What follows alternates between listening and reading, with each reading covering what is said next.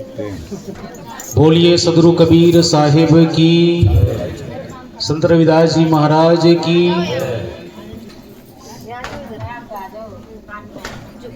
मंच पे विराजमान संत वृंदगण, सत्संग प्रेमी सज्जनों, श्रद्धा मूर्ति देवियों, सबसे पहले रमेश जी को बहुत बहुत साधुवाद और धन्यवाद। आपको एक नवरत्न प्राप्त हुआ पौत्र रूप में, इसके लिए आपको बहुत बहुत बधाई। जिस बच्चे ने जन्म लेकर के इस घर में अवतरित हुआ, उस बच्चे को भी बहुत बहुत साधुवाद, बहुत बहुत आशीर्वाद, और उससे भी ज़्यादा उसकी माँ जिसने बच्चे को जन्म दिया। कहा जाता है कि उनका नया जन्म होता है, बच्चे का तो होता ही होता है, माँ का नया जन्म हो जाता है। इसके लिए उसकी माता रानी को भी बहुत बहुत आशीर्वाद, धन्यवाद। पूरे परिवार को ही साधुवाद। काफ़ी समय से हम लोग पूरी सत्संग की यात्रा में निमज्जन कर रहे हैं। सदगुरु कबीर के विचार जनमानस के लिए, जीवन को सार्थक और सुखद बनाने के लिए बहुत ही कारगर है। सदगुरु कबीर की वाणी जितनी गाई जाए उतने ही हीरे मोती और जवाहरात इत्यादि रत्न निकलते चले जाते हैं। सदगुरु कबीर को समझने के लिए जीना पड़ता है। सदगुरु कबीर को भावनाओं के साथ में देखते हुए उनको आस्था और विवेक के साथ में जीना होता है। विवेक और आस्था जब जुड़ जाता है तो समझ लीजिए जीवन सार्थक होना शुरू हो जाता है। इस जीवन को समझने के लिए पूरे मानवीय जगत में विद्वानों ने सृष्टि के क्रम में विचार किया कि संसार में केवल दो ही रचना है। ध्यान दीजिएगा, एक जड़ की और दूसरा चेतन की। जड़ चेतन के संयुक्त काल को जीवन कहते हैं। जड़ एक पंचभौतिक शरीर। अभी बच्चा जो जन्म लिया है कर्मों को लेकर के आया, ऐसे हम लोग भी हैं। अपने कर्मों को लेकर के आने वाले जीव के साथ में विषय वासनाओं के जो कर्म अध्यास है, उस वासनाओं को सूक्ष्म शरीर लेकर के आता है। उसके बाद जड़ शरीर को ग्रहण करता चला जाता है। जड़ किसी को पकड़ता नहीं, आसक्ति और इच्छा, वासनाएं ही इस शरीर को पकड़ता चला जाता है। इसलिए जो हम लोग काम करते हैं ना, जितने भी देखते, सुनते, भोगते, करते, चलते फिरते, जो भी क्रियाकलाप, इसके ये सूक्ष्म शरीर में संचित होता चला जाता है। इसलिए हमारे संतों ने विचार किया कि जीवन में 3 कर्म होते हैं, संचित, प्रारब्ध और क्रियमान। ये सारे सूक्ष्म शरीर बनते चले जाते हैं और ये सब समुचित होते हैं। समुचित कहते हैं इकट्ठा होना। सुबह सो के उठते ही सोते तक जो भी हम काम करते हैं, जो भी बोलते हैं, इसलिए संतों ने कहा कि बहुत सावधानी से, सावधान होए रहो मेरे भाई, नहीं तो जीव यम ले जाएंगे। ध्यान दीजिएगा, सावधानी हटी तो दुर्घटना घटी। और किस चीज में? संचालक ने कई बार कहा जीवन को संवारना और जीवन को बिगाड़ने के लिए श्रेय हमारा ही है, और इसके परिणाम में दुख भी हम पाते हैं। इसलिए अपने इलाही नूर यानी अपने आत्म स्थिति को जानना है, अपने परम अवस्था को समझना है, जीवन को समझना है, जीवन को जानना है, जीना है। तो इसके लिए सदगुरु कबीर बड़े अच्छे ढंग से सूत्र कहते हैं, जो जानो जग जीवना। देखिए कितनी अच्छी बात। जीवन है जड़ चेतन के युग्म काल को, और जड़ चेतन की युग्म काल में चेतन में गलती नहीं है, जीव में कभी गलती नहीं हुई है। गलती हुई दोनों के योग में। हम जड़ात्मक बुद्धि ले लेते हैं और जड़ के संयुक्त चीजों को हम ग्रहण करने लग जाते हैं और उसमें आसक्ति हो जाती है, बस वही विषय बन जाते हैं और उसी के कारण जन्मना और मरना हो जाता है। जन्म और मरण का कोई दूसरा कारण नहीं। जितने भी हम संसार में गो गोचर जहां लग मन जाए, सो सब माया जानो भाई। जहां तक इंद्रियां जाती है चाहे बीड़ी में जाए, चाहे दारू में जाए, चाहे बेटे में जाए, चाहे धन में जाए, चाहे दौलत में जाए, चाहे रुपये और पैसे और किसी भी चीज में, इंद्रियों को जहां तक आप भटकाएंगे सारे विषय होते चले जाएंगे। इसलिए क्या करना पड़ेगा, अपने अंदर समेटना पड़ेगा। मैं कौन हूं इसे जानना होगा। मैं कौन हूं, मैं चेतन हूं, अजर अमर अविनाशी हूं। मैं मरने मिटने वाला नहीं। मरने मिटने वाले पंच भौतिक शरीर है, क्षितिजल पावक गगन समीरा, पंच रचित आधम शरीरा, गोस्वामी तुलसीदास भी कहते हैं। इसलिए जड़ में कोई चेतना जगत नहीं है, जड़ जानती नहीं, उसको कहते हैं जड़। जो कुछ नहीं जानती उसको कहते हैं जड़, और जो कुछ जानते हैं उसको क्या कहते हैं, चेतन। इसलिए आप ज्ञानी हैं, आपके अलावा दूसरे संसार में और कोई ज्ञानी नहीं, ना ईश्वर परमात्मा देवी देवता जिन चुड़ैल जितने भी हैं, कोई ज्ञाता नहीं। ज्ञाता कौन, आप हैं। इसलिए अपने आप को जानने के लिए आपको निरंतर क्या करना पड़ेगा, विचार करना पड़ेगा। सदगुरु कबीर ने सूत्र दिया, करहु विचार तो सब दुख जाई। इसके लिए बात बड़ी अच्छी बताया उन्होंने सूत्र का, समझे की गति एक है। देखिए कितनी अच्छी बात, समझे की गति एक है। किस बात पे समझना है, मैं जड़ नहीं हूं किंतु मैं चेतन हूं। मैं जड़ नहीं हूं, चेतन हूं, तो क्या करना चाहिए, मुझे चेतना का कार्य करना चाहिए। चेतना का कार्य क्या होता है, चेतना का कार्य होता है समझ। ध्यान से सुनिएगा, चेतना का कार्य है समझ। समझ का मतलब क्या हुआ, कोई हमारी निंदा करे तो हम उसे उसकी निंदा ना करें, कोई हमारी चुगली करे तो हम उसकी चुगली ना करें, कोई हमारे पास गलत चीज परोसे तो हम उसे परोसे ना। दूसरी चीज, गलत चीज को हम ग्रहण भी ना करें, ना ही उसको प्रेरित करें। गलत का मतलब आप समझ रहे हैं ना, रोटी गलत नहीं है, अन्न गलत नहीं है, लेकिन गलत यदि कोई बीड़ी हो तो गलत है कि सही है, आप ध्यान दीजिएगा। दारू, दूध गलत है कि सही है, दूध सही है लेकिन दारू। इसी चीज को समझना ही समझे की गति एक है। समझे की गति एक का मतलब नहीं है कि मैं चेतन हूं, इसको मैं जान गया। जानने का मतलब होता है गलत से हट करके अपने आप में आना, इसको कहते हैं जानना। इसी को आगे जाकर के ज्ञान कहा गया, इसी जानने वाले शब्द को ज्ञान कहा गया।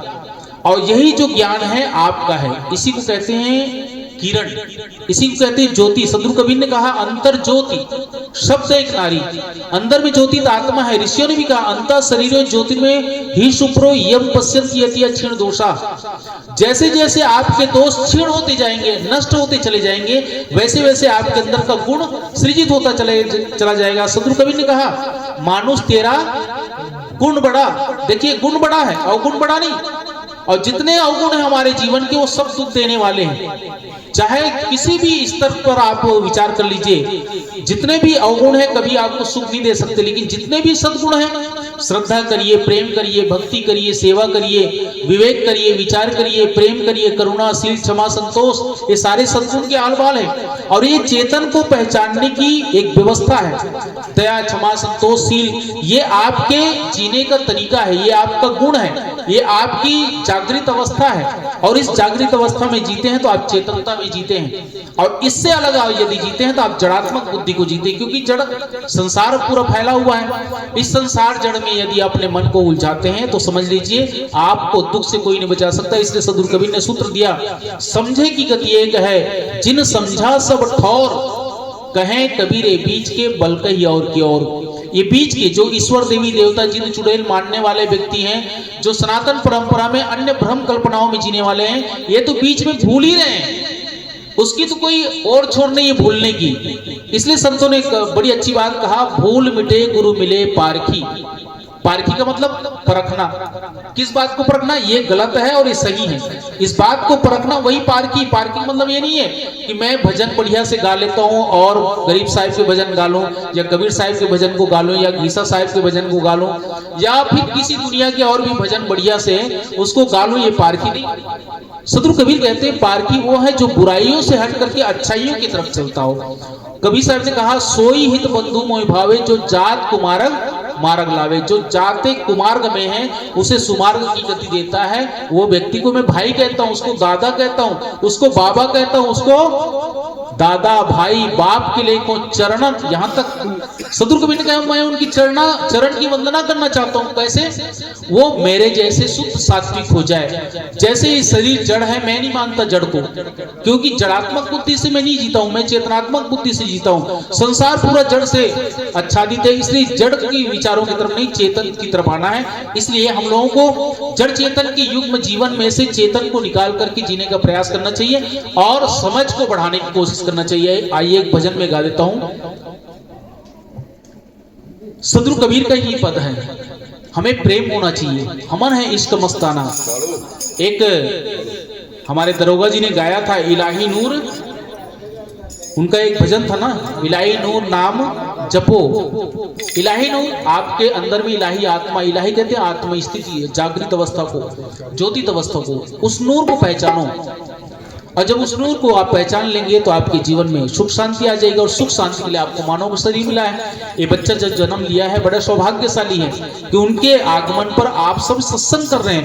ऐसे सबके घर में जो पुण्य संस्कार है, कई बार क्या होता है, पार्टी होती है, और बात हट करके मैं बोल देता हूँ, बच्चे जन्म लिया तो बच्चे के जन्म के उत्सव में क्या करते हैं, मांस पकाएंगे, दारू तोड़ेंगे और फिर कीर्तन गवाएंगे, फिर वो रास लीला इत्यादि कराते, कुसंस्कार को गाते। कहने का मतलब नव विवाहित यदि कोई नववधु आ गई तो उसके खुशी में भी गड़बड़ करते, बच्चे का प्रादुर्भाव का जन्म होगा उसकी खुशी में भी गड़बड़, गृह प्रवेश में भी गड़बड़, तो फिर जीवन कहाँ सुधरेगा। इसलिए उसके सुधरने की जगह केवल एक ही है, सत्संग। इसलिए आइए सुनिए, अपने आप में आने के लिए, अपने चेतनता में आने के लिए हमें इश्क करना पड़ेगा। इश्क का मतलब मोह नहीं, इश्क का मतलब प्रेम, इश्क का मतलब करुणा, इश्क का मतलब शील, क्षमा, संतोष, ये इश्क का पहचान है। सद्गुण में जीना इश्क है।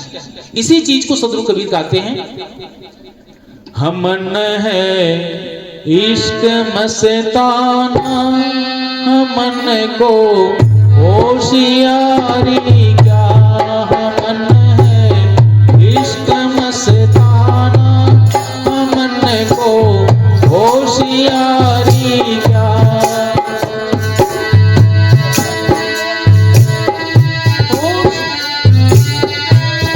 हमन को होशियारी क्या, हमन है इश्क मस्ताना, हमन को होशियारी क्या। रहे आजाद जग में हमें दुनिया से यारी क्या, हमन है इश्क मस्ताना, हमन को होशियारी क्या। हमें चालाकी करने की जरूरत नहीं, होशियार होने की जरूरत है। चालाकी और होशियारी में बड़ा अंतर है, विश्लेषण करने का समय नहीं है। फिर कभी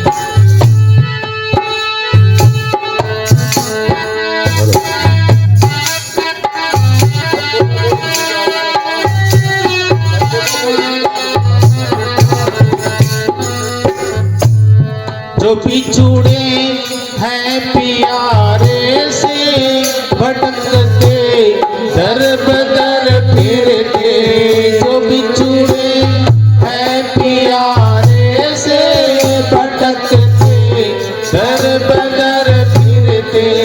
हमारा यार है हमें, हमारा यार है हमें, हमन को इंतजारी क्या, हमन है इश्क मस्ताना, हमन को होशियारी क्या, हमन है इश्क मस्ताना, हमन को होशियारी क्या। रहे आजाद जग में हमन या से यारी क्या, हमन है इश्क मस्ताना, हमन को होशियारी क्या। बड़ी अच्छी बात है, फूल खेलो संसार में, देखिए बात सके नहीं कोई, बाल नवा का कर सके जो जग बैरी। तुम्हारा कोई दुश्मन भी होगा वो भी तुम्हारा बाल बाका नहीं कर सकता। करना क्या है, प्रेम युक्त जीवन को जीना, करुणा युक्त जीवन को जीना और जड़ से अलग होकर के चेतन की ओर आना। चेतन पूरे सब घट मेरी साइया सुनी सेजना बलिहारी वा घट की घट हमन है इश्क मस्ताना, हमन है इश्क मस्ताना, हमन को होशियारी क्या, हमन को होशियारी क्या, हमन है इश्क मस्ताना।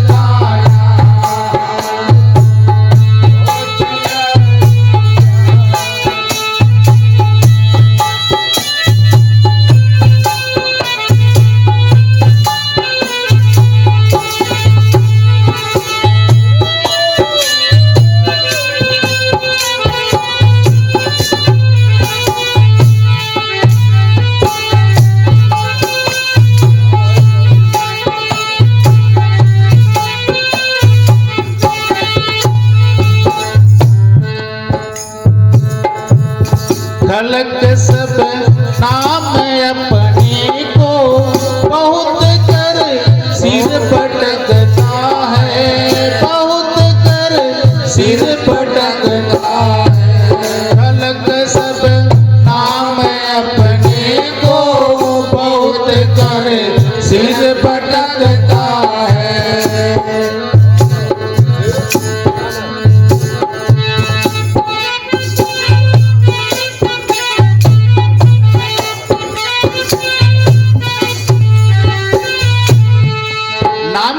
बड़ी तगड़ी गाई गई है। सदगुरु कबीर कहते हैं नाम अनाम रहत है जोई। इस आत्मा स्थिति को कोई नाम नहीं है।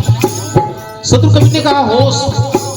सदगुरु कबीर कहते हैं सुख दुख से एक परिपरम पद सो पद है सुखदाई। एक कहूं तो है नहीं, दो ही कहूं तो है, जैसा रहे तैसा कहें कबीर। आप शुद्ध है, बुद्ध है, निरंजन है। आप किसी प्रकार के मल युक्त नहीं है, पूर्ण चेतनता में है, पूर्ण बोधवान है, पूर्ण ज्ञानवान है। सदगुरु कबीर कहते हैं साखी आखी ज्ञान की, समझ देख मन माई, समझ करके देख, समझ को पैदा कर। समझ क्या है? बुराइयों से बचना, विषय विकारों से हटना, संसार के सारे प्रपंचों से अलग होना और सारी मान्यता और भ्रम कल्पनाओं से हटना, यही समझ है। नासमझ को हटाना ही समझ है और नासमझ को बचाए रखना ही समझ नहीं है। इसलिए खलक सब नाम अपने को बहुत कर सिर पटकता है। खलक सब नाम अपने को बहुत कर सिर पटकता है। हमन गुरु नाम आता है, हमन को नामदारी हमन गुरु ज्ञान आलिम है, हमन को नामदारी का, हमन है इष्ट मस्ताना, हमन को होशियारी का, हमन है इष्ट मस्ताना, हमन को होशियारी का। रहे या जाग या जग में, रहे या जाग या जग में, हमें दुनिया से यारी क्या, हमन है इश्क मस्ताना, हमन को होशियारी क्या।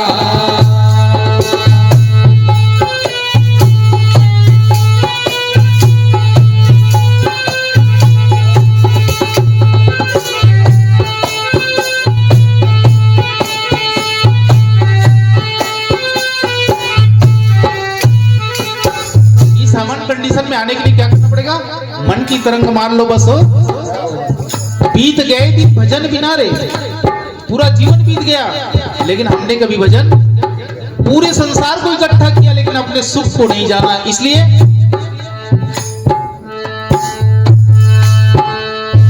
न पल बिछुड़े पिया हमसे, न हम बिछुड़े पिया रे से, न पल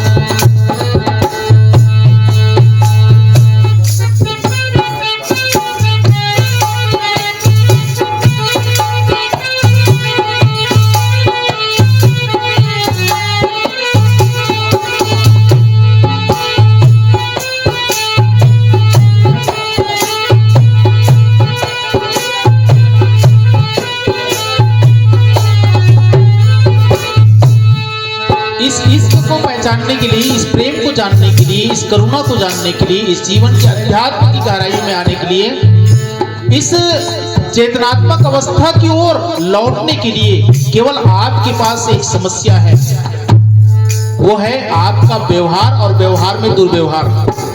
ध्यान दीजिएगा, व्यवहार गलत नहीं है, लेकिन व्यवहार में यदि दुर्व्यवहार है तो आप इश्क को नहीं समझ सकते। सदगुरु कवि ने कहा ढाई आकर प्रेम का, वो इश्क को समझने का तरीका है, लेकिन इस व्यवहार में आपने दुर्व्यवहार को घुसा दिया, इसलिए आपका जीवन कूलर का फूल हो गया है, जीवन खो गया है। जीवन को तलाशना है, और जीवन को तराशना है। दो चीज है, तलाशिए आपके ही इर्द गिर्द, आपके परिवार में, आपके पति के साथ, आपके पुत्र के साथ, आपके जमीन और जायदाद, आपके मन कहाँ कहाँ उलझा है, देखिए, विचार कीजिए।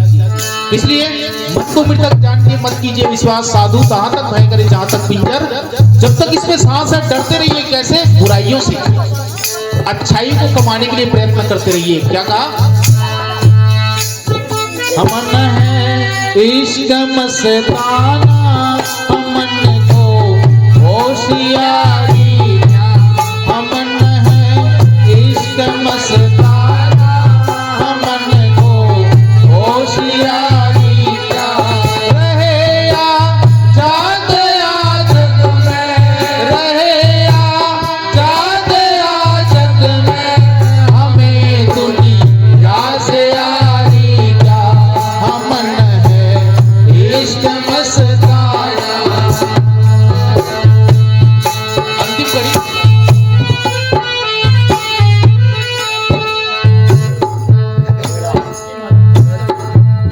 कबीरा इश्क का माता, तुई को दूर कर दिल से। ये तुई का मतलब समझते हैं ना? जड़ है शरीर और चेतन आप, इसके द्वैतात्मक भाव को खत्म कर दीजिए। आप जैसा है वैसे ही आप हो जाएंगे।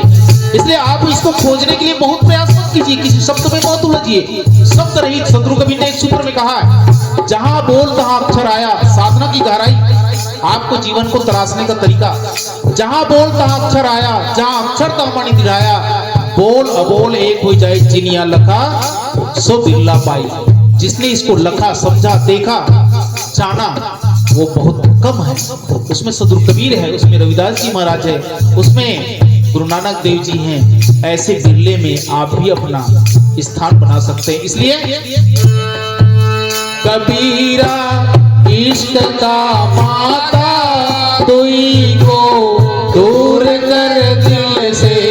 कबीरा इश्क का माता, तुई को दूर कर दिल से। ये चलना राह नाजुक है, ये चलना राह नाजुक है, अमन से जीवन एक रास्ता है, जीवन एक राह है, जीवन एक पथ है।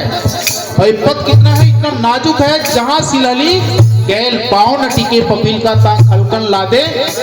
खलकन, खलक, सदगुरु कबीर ने कहा खलक, मूर्ख। हम मूर्ख हैं जो दुनिया भर के लाभ के जाना चाहते हैं। अंतिम पंक्ति क्या है? कबीरा इश्क का माता, तुई को दूर कर दिल से। कबीरा इश्क का माता, तुई को दूर कर दिल से। ये चलना राह नाजुक है, ये चलना राह नाजुक है, अमन सिर बोझ भारी का, अमन है इश्क मस्ताना, अमन को होशियारी का, अमन है इश्क मस्ताना, अमन को होशियारी का। रहे या जाग जग में, रहे या जाग जग में, हमें दुनिया से यारी का, अमन है इश्क मस्ताना, अमन को होशियारी का। शुभभावों के साथ पुनः